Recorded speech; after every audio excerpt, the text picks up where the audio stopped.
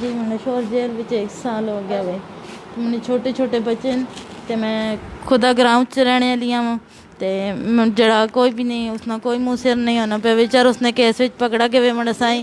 میں عمران خان تک یہ گزارش کرنی ہاں کہ مڑے سائیں چھڑایا جلے مڑے سائیں سال ہو گئے وے مڑے سائیں چر اس نے کیس وچ پکڑا گیا وے تے مڑے چھوٹے چھوٹے بچے تے خدا گاؤں چ رہنے والی ہوں.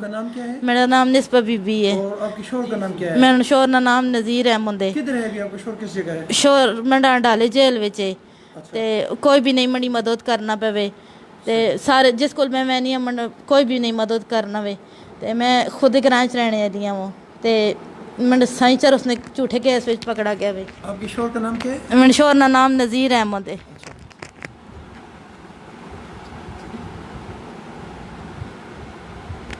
بسم اللہ الرحمن الرحیم. السلام علیکم جناب. جیسا کہ آپ کو معلوم ہے کہ پاکستان پولیس جو ہے یہ بالکل ہمیں ایسے ڈیل کرتی ہے جیسے کشمیر میں جو ہے نا ہندوؤں کو ڈیل کیا جاتا ہے.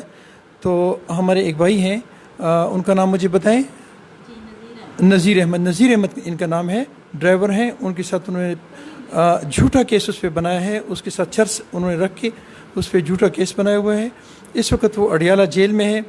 خدا کا رہنے والا ہے اور اس کے کیس جو ہے نا تقریباً 1 سال سے وہ اندر ہے. اس کے چھوٹے چھوٹے بچے ہیں اور اس کو ابھی تک اس کے کیس کا کوئی اندازہ نہیں ہو رہا کہ اس کو چھوڑ رہے ہیں یا نہیں چھوڑ رہے, کیا کریں. تو میری جناب عمران خان صاحب سے خصوصی طور پہ یہ ریکویسٹ ہے کہ آپ ایسے لوگوں کو ذرا دیکھیں کیونکہ آپ تبدیلی کے نام پہ آئے ہوئے ہیں. تو آپ ایسے لوگوں کو واچ کریں کہ آپ کی پولیس کیا کر رہی ہے اور آپ کے عوام کے ساتھ کیا گزر رہی ہے. تو کائنڈلی اس کا کیس دیکھا جائے اور اس کو چھڑایا جائے تاکہ ان کا مسئلہ حل ہو سکے. کیونکہ جوان عورت ہے, یہ کہاں جائے گی, بھیک مانگے گی, کسی کے کام کرے گی یا کیا کرے گی. اپنا بہت سارا خیال رکھیں. مجھے اپنی دعا میں یاد رکھیں. السلام علیکم ورحمۃ اللہ.